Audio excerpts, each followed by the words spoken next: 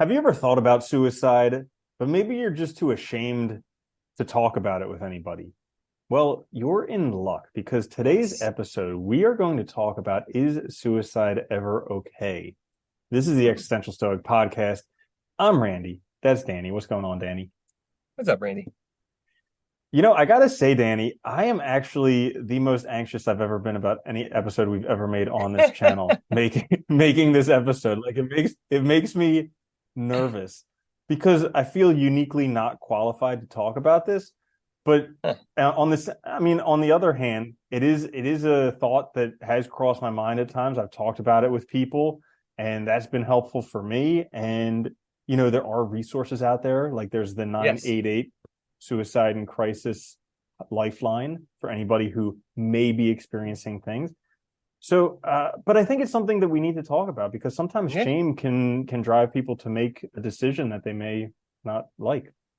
Yeah, and I would also add too, I mean, you also worked in a profession where you performed mercy killings, euthanasia on animals, that's effectively what it is, which is similar. It's in the same wheelhouse, I think. Um, Hmm. because that's what we talk about in I taught this subject in biomedical ethics and ethics when you talk about, the ethics of suicide, euthanasia, assisted suicide, or physician assisted suicide. Um, and I think, I've also thought about it. I've also had friends who committed it. So I think it's a topic I think that touches a lot of people's lives, but it's also a morally, I think it's like a difficult topic to talk about morally too, because it's like, you know, when you think about it from a moral standpoint, it's like the person making the decision, if somebody does do it, it's like, what is when usually we talk about morality, we talk about like consequences, guilt, things like that. But usually, this is a situation that's very unique and odd, I think.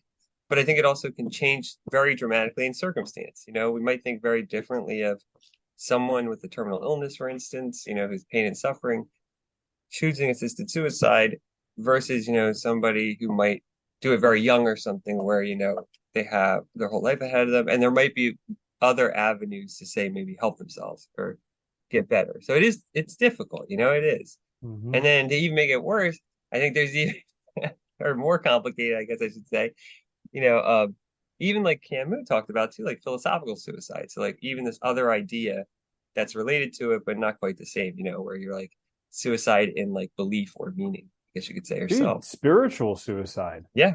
Yeah, that Like too. I felt like I was doing that when I was working as a vet. It was totally against everything that I believed in. Even though it was Yeah. mercy killings of animals, it was everything I was completely against it, but I had to do it because it was my job. And so I was for a long time, I felt like I was committing spiritual suicide doing that.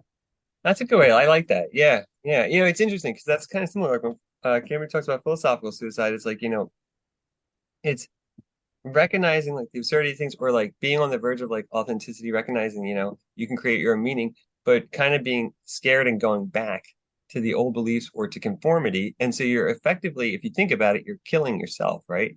You're not literally, but Mhm. like metaphorically, you lose yourself.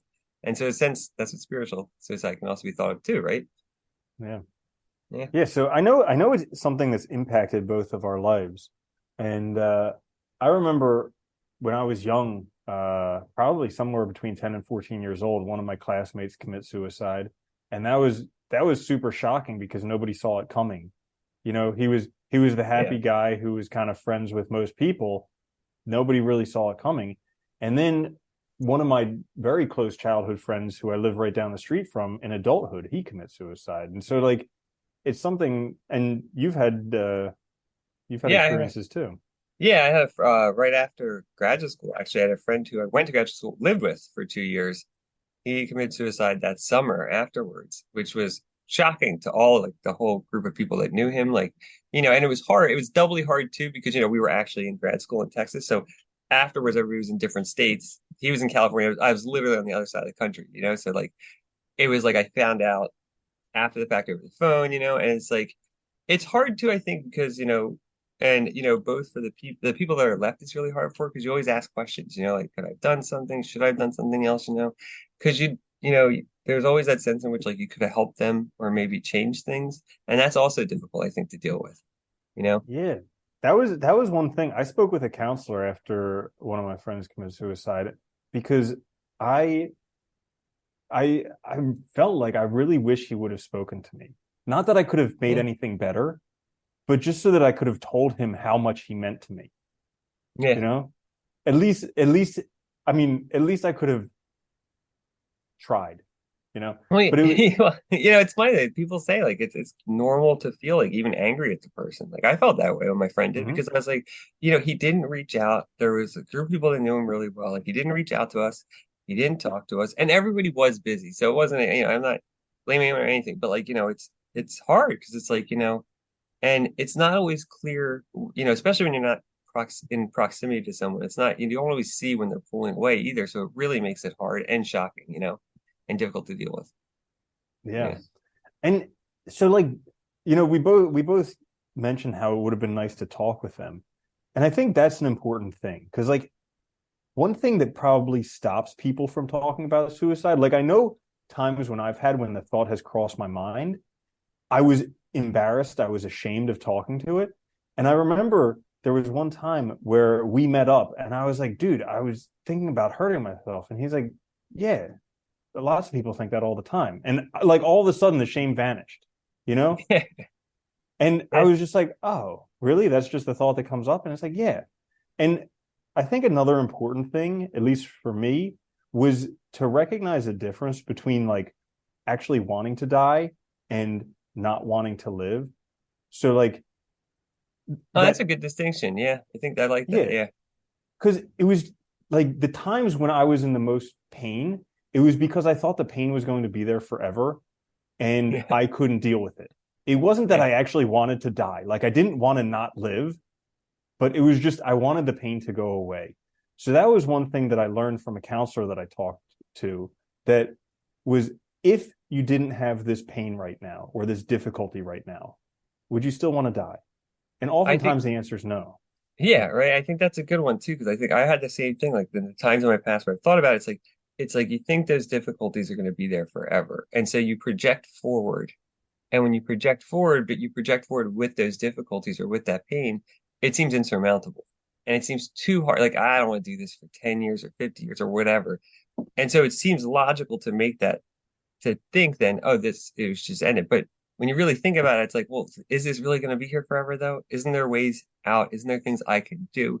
Isn't there stuff I might be able to, fix or change? And I think that's the big distinction. Like I remember when my brother-in-law had cancer and he went on hospice. I remember him saying to me, this was about like 5 days before he passed away. He said, like he was like, I'm just sick and tired of being sick and tired. And that's a very different circumstance, right? Because like he knew this isn't gonna, there is no 10 years, 20 years down the road. The future was very short and this wasn't gonna go away, right? It's there. This is it. This is reality. So I think there's a huge distinction between those two types of cases where like, you have something that will probably or might be able to go away or might be able to be fixed versus something that can't. And I think we often like confuse it and think the one is the other, the other is the other, right?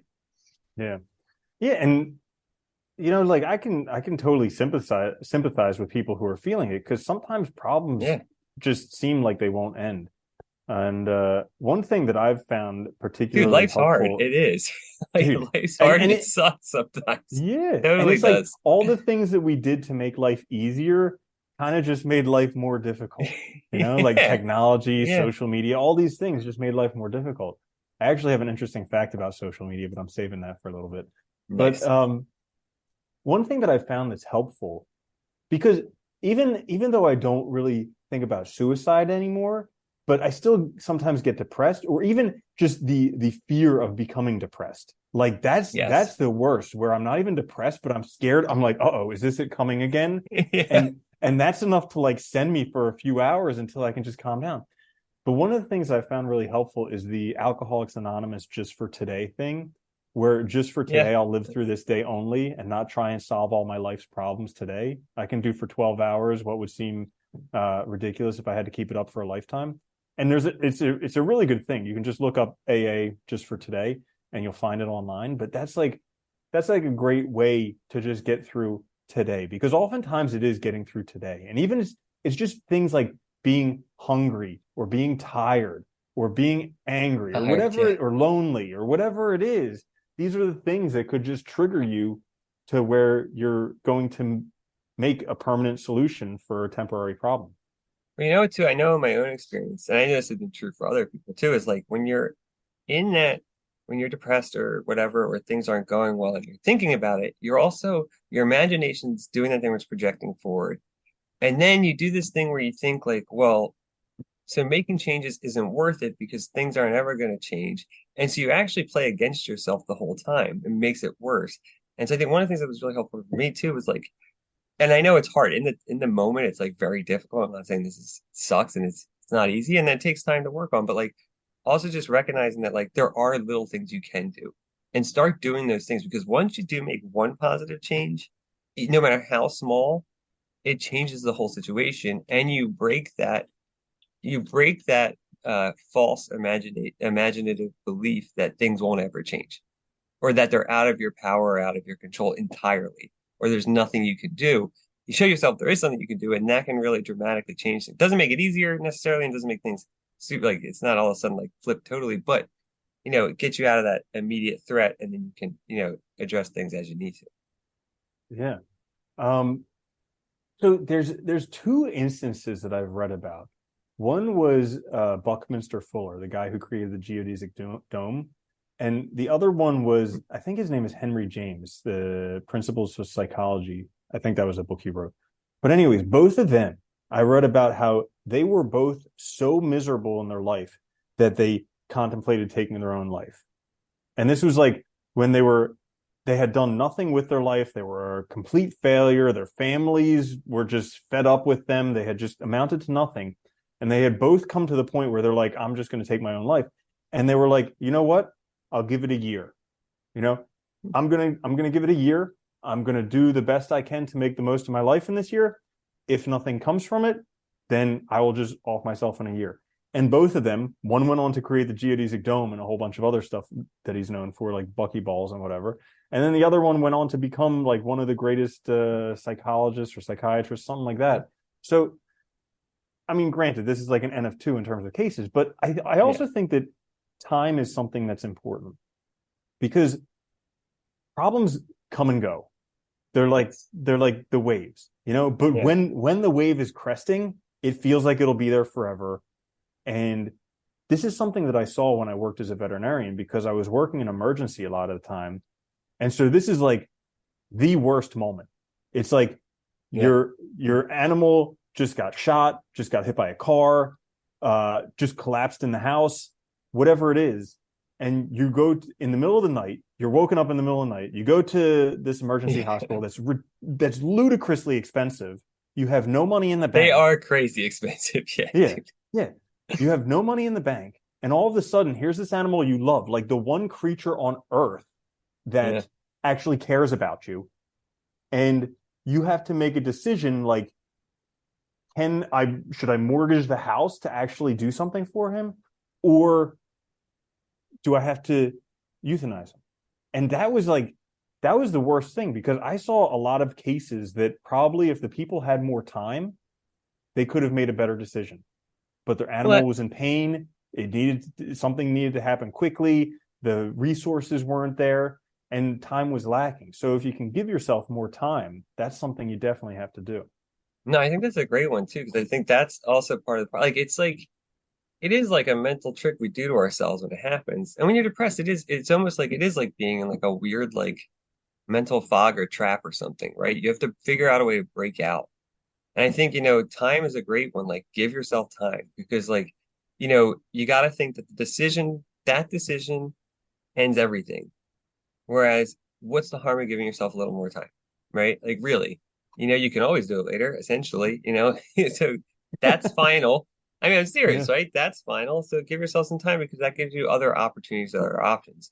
And alternatively, I noticed for myself too, was like one of the things that really helped me, at least now, especially was like once I recognized that those thoughts were real and all, and like when I was struggling, like once I changed things around to really make an effort to work on it to protect myself from getting to that point again. Because I think that's also really important. Like, not like sort of slacking off essentially, because it's easy to do so, right? We take everything for granted. We get super comfortable in situations, even crappy ones, because they're normal to us. And then it makes it really hard to do anything. And we make ourselves out to feel powerless because it's scary to take responsibility and accountability. It's scary to admit to ourselves that maybe I need to do something to fix the situation, or maybe it's not the world's fault, maybe it is mine, or maybe like in some part I am accountable for myself. It is terrifying. Yeah, that's a great one. I'm glad you mentioned kind of having the positive habits or whatever to help keep this at bay, because the times when I was most depressed were times when I had no positive habits. Yeah, Like over yeah, over right. the past 5 years or so, I've worked very hard at finding what helps me feel good and what doesn't. And so cultivating Yeah. more of the things that make me feel good. And oftentimes in the short term, they don't feel good. Like Nope. ice baths in the short term are insanely painful. But they've done studies with ice baths, cold therapy, and actually 7 minutes in an ice bath is like the actual recommended length because you get a double dopamine hit in there in 7 minutes. And Huh. so they've done studies with people who are depressed, and that actually does help brighten up everything. I remember there was an Andrew Huberman thing that I listened to, and I think I sent you the little image about Yeah, kind of, yeah. So basically, it was a picture of this guy who was, it showed his baseline, and then he was lifting and he was in pain, and then his baseline went back up, and then he was in an ice bath and he was in pain, and he was meditating, he was in pain. But overall, his baseline was higher because he had these moments of pain. And then on the other side, it had the person who's seeking pleasures. And so they were sitting around and they'd play video games and they get a spike of pleasure, and they'd eat candy and they get a spike of pleasure, and they do drugs and they get a spike of pleasure, yeah. but their baseline is a lot lower because they're just seeking the highs. So something And that when you he seek saw the from, highs too, it keeps going up, right? Like that yeah, level keeps going up, and the base goes lower and lower. So it's like, yeah, yeah, you it's get this diminishing disparity. returns on each one. And so like the kind of the moral from that video that I saw was, seeking pleasures isn't the problem, but it's the getting of pleasures without putting in work that's the problem. And Yeah, so nowadays we live in a society where it's very easy to get quick pleasures. And so it's almost something where I have a lot of activities that I put in my life to help kind of with the long-term pleasures, even though they're short-term pains sometimes, because this will help pay off in the long run. well, it's tough too because I know, even when you do try to like go to the doctors for help and stuff, the impulse is to do something immediate, like give somebody a medication or a pill or something to solve. And sometimes you do need that. Sometimes you need like a assistance now to get to that next stage, but you also need that other side of it, which is the work you have to put in. And I think the problem is that we're so used to like immediate fixes, instant pleasures, instant gratification that we think like this pill's magic and it'll fix it, but rather than doing anything else. And the problem with that is that, like, just like you're saying, like you'll end up needing more and more of it in order to keep that same level. And so it's really not fixing anything, you're just masking it, basically. Yeah, And I think yeah. it's hard though, it is very But difficult. it's really important to talk to somebody because it, Yeah, that like helps. when you're in those mind states, you are not the person to be having a conversation with, because Nope. that's not the time to talk to yourself, because uh you have no perspective. Like literally your Yeah. perspective, you're completely narrowed down. You have no perspective. You're not the person to be talking to. So finding somebody that you can talk to, someone that you can trust, maybe a friend. If not a friend, maybe you go speak with a counselor, maybe you go to a hospital, maybe you go to a church, somebody that you can talk to. Call the hotline, whatever. Yeah. Maybe you go to an AA meeting. I mean, Yeah. they're a great resource because they're a bunch of non-judgmental people who will listen. And guess what? They probably have worse stories than anything Yeah. you've seen in your life, Definitely. They definitely do. and they're able to laugh about it. But it's only because the shame surrounding it is not there.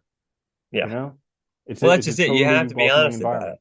right? You have to Mhm. be honest about it. You have to just say it. And I think also too, there is power in just saying it, like saying to somebody you trust, or like even just calling somebody on a hotline and saying it on the phone, like to like the 988 or whatever, like just saying like I'm thinking about killing myself. Because like when you say that, one, they can help you because now somebody who's not in that mind state can actually help you find resources and think about this and think through it. But also you put it out there and you kind of immediately does get rid of some of the shame because now it's not something that you're dealing with by yourself. I think there is a Mhm. big side of it. Yeah. Yeah, that's a great point. It's no longer a secret. Yeah. You know? Yeah. Yeah, But that is a great point. it's one of our biggest problems too, though, is we do tend to think of like mental health issues as shameful, and it's something that we should, and it's stupid, but that's the case. And so you have to kind of, but the funny thing is as soon as you talk to people, you realize like probably everyone you know has been through at least maybe not the same extreme or whatever, but something similar and has definitely thought about it. Because my experience is everybody has. And so like, at least to some degree. And so, I think it's important because you realize like when you're feeling that way, at least I know I felt this way. Like you feel like, oh, it's only me. I'm unique. These are only my experiences. But in reality, we're human beings. Other people definitely had similar experiences. Yeah, I remember there's a motivational video I used to listen to. I think it was called Vision or something like that. But Eric Thomas was talking in it, and he was saying how there were many times that I thought about committing suicide, but I just had to keep saying to myself, keep believing, keep seeing, not what you're seeing now, but what you're seeing in the future. And like, it was crazy because when I heard that, I was like, hang on, somebody else is going through this like many times?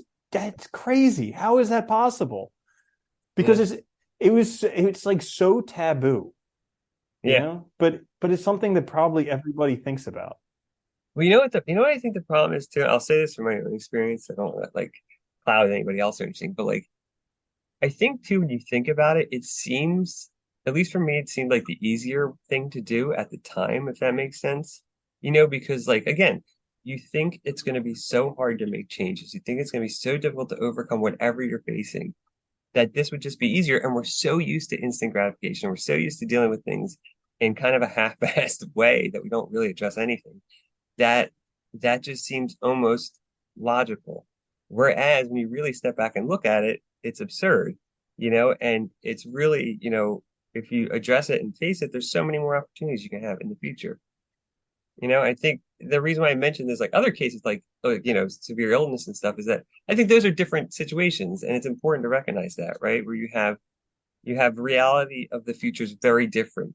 Where somebody's terminally ill and they know that like, they have a week or whatever. That's very different from, you know, whatever my problems are and I'm depressed right now, but I potentially have, otherwise I'm in okay health. Mm-hmm. Mentally I need to fix things, but otherwise, there's a big difference. Well, here's another thing. So a lot of times the thought is that suicide will solve the problems. Yeah. Like people Isn't have that these funny? problems, their life sucks, and they think suicide will fix it. Well, what happens if it doesn't? That's the other thing. I once heard that, and that blew my mind because there was some guy talking about the voices in his head and how he had thought about suicide for it. And then somebody said to him, "Well, what happens if the voices don't go away after you kill yourself?" And it's like, oh, like imagine that. Like you have this life, has its problems, lots of things suck. But you know Yeah. what? There are probably some decent things about it. Like, I don't know. Maybe there's one person you like seeing every once in a while. Maybe you're a little bit comfortable somewhere. Well, what happens if you kill yourself and then you still have all your problems that you want to avoid, but all those little comforts are now gone and you have to start over again, but you just have all your problems and everything else is new. Like, Yeah. yeah. Yeah. No, I think that's a good way to look at it because it is, right? We think it's this, it'll solve everything at that time, at least when your mind's like that, you think it'll solve everything. But like, how do you know? And is that really a solution? That's the other side of it. But I think the other thing too to keep in mind too is I think when it does happen, at least for me too, was like reminding yourself there's still opportunities. Like that's important too because I know like it feels like there is none, when you feel at your worst. And that's part of why you have to do the work afterwards too, is to remind yourself that there are opportunities and like there's things, there's still potential. So to do that now would be a disservice to you because you're not giving yourself really, you're not trying everything else to fix it and make things actually better. Yeah, it's like the whole thing about learned helplessness, where like Yeah. Martin Seligman did the experiments. I think there were dogs or something in a cage where they electrified the floor, and Yep. certain dogs could like hop off the thing and it would stop, but other dogs would just get electrocuted no matter what they did. And these dogs that just got electrocuted, eventually they just laid down, like Yeah, because they there was stopped nothing they could yapping. do. They stopped trying to get away. Yeah. Yeah, but they showed all the signs that humans show when they get depressed, and so they found out that like when there's situations in your life that you think you have no agency over, it can have that same feeling. You get depression because you think no matter what I do, it's not going to make a difference. Yeah. And that may not be true. On that side note too, yeah, it feels over, it feels like you're trapped like that. Like you can't, there's no way out. And I think in those situations too, not only talk to somebody about like obviously what you're thinking, but also like what are your problems? Talk to somebody about them. put them in the world and out of your head so that you can actually start thinking about how to address them. Who knows? Maybe somebody can actually help you with them. Maybe, I mean, usually that's the case, depending on what they are, but there's always a way around. And at least that way you get them in the world and then they can be addressed. They're actually addressable rather than just staying in your head and being demons that you're fighting. Hmm. Yeah. Absolutely. So another interesting thing is age. So I was looking up some statistics on suicide, and it's the second leading cause of death in adolescence. It's actually the first leading cause of death in young girls. And uh, however, as a whole, men are more likely to do it, and actually, the elderly are the most likely to do it. Um, but Yeah, here's a but are the very reasons different though then? I Because think like I think for yeah, I think for the elderly the reasons are different. yeah, Uh, that would make sense. so the interesting thing to note is the other day I overheard somebody saying that suicide rates have spiked, and this is actually how I got the idea for the episode. Hmm. That said suicide rates have spiked since social media came out, and I was like, that makes sense, but let's see Yeah. the data. So I actually Yeah. looked this up, and so pretty much until about 2005, the rate of suicide was about 10 in 100,000. Okay. Okay. And it had been that way for as long as it was measured, roughly around that number. Okay. Okay. And then in, until 2005, it was pretty much flat. Facebook was invented in 2004. Okay. So the year before that. After that, it spiked almost 50%. So now Uh, it's at over 14 out of 100,000. wow, it's a So huge increase. yeah, yeah. Yeah. So if you have these feelings that are coming up, totally normal because of the age that we live in nowadays. And what's funny too? I get the young kid thing or the adolescent thing because when everybody's been young at one point, things seem way more serious than they are because you don't have a good metrics for that yet. You're young, you don't have a lot of experiences. So they seem like everything seems like the end of the world, literally, right? And social media, everything feels more real, I think, too. And you don't know what your potential is, so you don't know how to like manage that.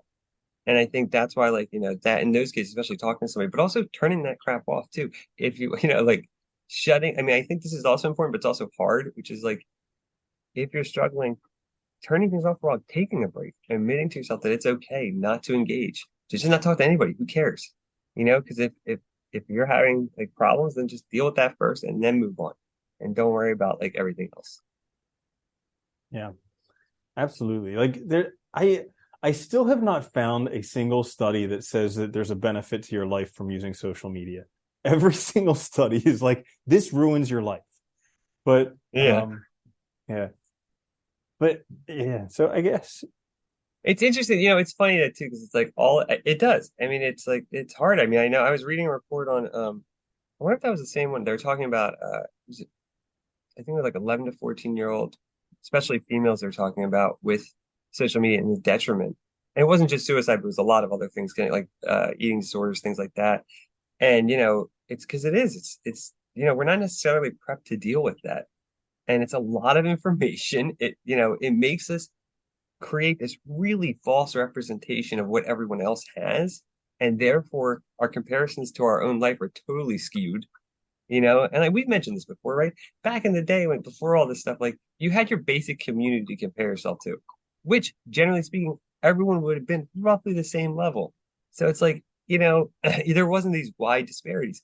You get on social or media and if you're or seeing, if you had like an exceptionally beautiful person, you would have yeah, one of them in your yes. village, you Yeah, know? or somebody who had like a little bit more wealth or something. It'd be one person, not, Yeah. and but the way we view it, it's like you see movie stars and these CEOs, you see everybody with all this stuff, and it's like it seems like you have nothing. But in reality, like it's a very skewed perception of reality. And I think that's the other problem.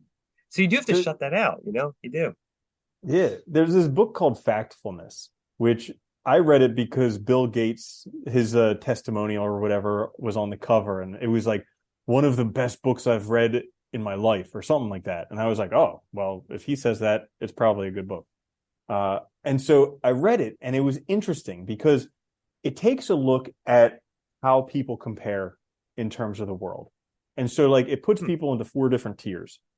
And so basically, you're in the upper tier if you have a motorcycle or like a motorized transportation, Yeah. running water, a bed, and a stove. Oh, yeah. Like Yeah. you're in the upper tier, you're in the elite, Yeah. and everybody in America is like, what? Yeah. You know, Yeah. because like that's literally the upper tier of humanity in the world. Yeah. And but it's like the perspective that we lack growing up in places where, you grew up in a pretty decent life, but you just didn't have the brand name products, all the money, all the dream, yeah, all that stuff. Well, and that's what makes it hard, I think, is we get these skewed perceptions of what we need or what's necessary. And the problem is too, we're always looking outside. Like we never make it about like, it's never about like, well, I need to, develop skills, grow, get mentally healthy. We're always looking at I need more stuff. I need a bigger house, this crap. And it's like that's why things are wrong. It's like, well, maybe if you work on yourself first, and this is not easy, don't get me wrong. I know it's hard. It was hard for me to realize this too, but like if you work on yourself first, that stuff will all come anyway, because you'll also be happier regardless. So you realize you don't need, like, it also kind of nixes a lot of the things that you thought you needed in the first place because you don't really need them. That was a way to fill a hole that was in you instead of actually just addressing the problem. Oh, yeah. So I guess we didn't really talk about the philosophical aspects of it. Hmm. So you taught this stuff in your courses about assisted suicide, different things like that. And I know, so like in veterinary medicine, there's euthanasia, but technically it's homicide because Well, the it's mercy animals the killing. That's animals the never do it to themselves. no, no. Like, Technically, it's yeah, yeah, we usually call it like it's like mercy killing, right? Because it's like yeah. people forget that in ethics, right? Killing is not in and of itself wrong morally. Like we tend to think that way, right? Because usually when we think of it, we think of like, murder, like in the sense of like shooting someone in the street or something, right? You think of that kind of stuff. But like ostensibly, right? Like there's nothing necessarily wrong with it. It's the situation, it's the circumstances that make it wrong. And so normally when ethicists talk about it, assisted suicide or like euthanasia, the distinction just being whether the patient themselves takes their own life or the doctor assists, right? Um, Usually, as long as certain conditions are met, it's viewed as okay. So, namely, that they can make the choice themselves, competently, so that nobody's being forced. And obviously, animals are a little different there, but we'd say it's in their best interest, right? Mhm. And that there's like a real reason for it beyond just like I think things are bad now, namely like some real medical condition that's gonna more than likely make the remainder of life both short and very painful and difficult. And so I think this kind of fits with what we've been saying, which is, like if, when we usually imagine the future, for most of us, when we think about it, we're projecting a lot and making things up and we're thinking things are just insurmountable, but we can make changes. Whereas, you know, if you're dying from cancer and there's no cure, I mean, that's how it is. And so there's a big difference in those two situations because the future is very different. So I think thinking about that in those terms, like what does the future really look like? And you know what kind of real like physical pain exists there or hurdles, and is that justifiable then? Yeah. And even with the assisted suicide, usually there's some type of time gap between when you want to do it and when you can actually do it, right? Oh yeah, yeah. Oh God, the restrictions are like the actual legal restrictions are crazy. This is from memory, so they're probably even more difficult than this. But I know you have to submit a request for it, ask for it, then you have to get a second opinion on your actual case. Then you have to like also see somebody like a mental health expert, talk to them. Then you have to submit it in writing, if I remember correctly. Then there's a time gap, and then they basically ask again, and then you can get prescription for a dose of the lethal medication, and then you also have to administer it. So there's like plenty of points in the process, both to make sure the person's like not being forced. So like the fear is too, you don't want somebody like want somebody's inheritance or something, right? You don't want people to Hmm. obviously greed and stuff like that. So there's plenty of points within the process where the individual can make their decision, right? And that's the idea. So it's up to them.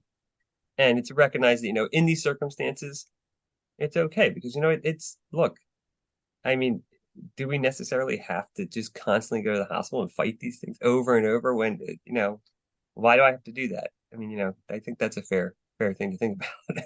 Hmm. Yeah, so like right or wrong, there is no answer. But if you look at the legal assisted suicide, I mean, look at how many different perspectives they have to get. Look at all the Yeah. time that elapses between there. Look at the commitment. You have to write about why this is actually important to you. And so like all of those things would be factors to consider because uh yeah, in both of the cases of my friends who commit suicide earlier, nobody knew what was coming. They No, didn't they didn't exactly, seek right? perspective from anybody. They didn't give it, at least since seeking perspective, they didn't give it any time that anybody knew about. So a lot of those things could have helped. Yeah, definitely. I think one of the most difficult things too is like if you know somebody that's done it, if you've thought about it, whether you're like on the side or whether you're the person that's thought it, you have to be compassionate too, and it's hard. Don't blame yourself whether you weren't there for the person or whether there's no reason to. It's done. You know, don't blame yourself for thinking those things. Forget about shame. It doesn't really matter. You know, it's the problem is I think we get caught up in all these valuations and stuff that at the end of the day don't really matter. I think you're better thinking about what can I do that's productive? What can I do that maybe will change these things that make things better? And so, yeah, I think don't worry about the other stuff. That's a great suggestion, Danny. There's a book called Self-Compassion by Dr. Kristen Neff, which talks about that. Uh, how basically like this is a moment of suffering. Yeah, And in life, there's suffering. Lots of people go through it. So, like, if you're having these thoughts, if you're in pain, if you're depressed, whatever it is, this is a moment of suffering. Lots of people experience it, uh, and it sucks. yeah. But how in this moment can you be the kindest to yourself? What can you do in this moment that's the best for yourself? And so, yeah, I think that's really important. I think, reaching out, like we mentioned, there's now this suicide hotline. So you don't need to remember the whole number. It's just 988. And it works, I think, in many countries, but at least in the US. Uh, but, And just looking online. Yeah. yeah. And the other really hard thing too, I think to keep in mind is, if somebody does do it that they weren't doing it to you. Like Mm. that's the other thing, and I mean, I think it's hard to keep in mind, and they had a reason, whether it was right or wrong, it was their reason. Yeah, I think this is like that's why I always think it's a really weird question from a moral perspective because, I know there's some like religious aspects to it that some people might have with faith, but just from a purely moral perspective, I don't see any. It doesn't make any sense to me. Think about it. I think you think about the things around it. Like if you're talking about like assisted suicide, like how do we do it safely? And so that the person's making this themselves, right? But like otherwise, it's an Yeah, event. this is a bit of an aside, but I was actually thinking about this yesterday. How like a lot of the religious obligations were meant to increase population size Yeah, because 2000 totally. years ago there was not enough people and the goal was to increase population size. So Why do you think what they were the said thing? don't eat this or that, right? Because those things cause illness. Like, Well, also don't commit suicide. yeah, Don't have homosexual intercourse. uh like all these things that would have not created more people, but we have these like were 9 all billion things that you people, cannot do. Yeah. so we're Yeah. okay. Yeah, so we're okay. But anyways, if you're That's a good listening and point, if though, you're right? Yeah, yeah, it is. It's true. yeah, yeah, if you're listening and if you're having any type of suicidal thoughts, just know that we care about you. And it's something Absolutely. that we've both experienced, lots of people have experienced. There's someone out there who can help you with it. And so there's the hotlines there, there's friends, family, And it and definitely whatever Danny's going to sucks. say. It definitely Yeah. sucks. Yeah, Hmm. that's it, right? Yeah. It's hard and it sucks. It's like, but it can get better. Hmm. Yeah, there's no, in the moment it feels like there's never going to be a way out, but it's just one of those things that sometimes you just have to endure. Oh, it's interesting. One last point. Mm-hmm. Utilitarians, when they look at it with like euthanasia and stuff like that, they look at like, the own individual's evaluation of their own life. So you think of like as, quality of life. Is my life have quality? And so you look at the potential future versus like the actual physical pain and all now, and the projected forward physical pain and time. And I think that's a good way to kind of think about it. Like, so if you think of somebody, again, using like terminal illness, like my brother-in-law, when he passed away right on hospice, he had a very short amount of time, a lot of pain. So yeah, okay, that's case, whatever, fine. quality of life, there's probably very little potential for it. If you're 18, 25, 30, thinking about it, but otherwise, you probably need to get some help. And, but looking forward, probably the potential for quality of life is still there. You just don't see it. Mm, absolutely. Yeah. Absolutely. So that in a nutshell answers the question, at least from us. This is just two guys talking, but Yeah. is suicide ever okay? And yeah, this is the Existential Stoic podcast. Thank you so much for listening. You can check us out on YouTube, wherever you get your podcasts. We love you guys. Don't do anything rash today. And we'll catch you next time. I'm Randy. That's Danny. I'll see you later, Danny. Later, Randy.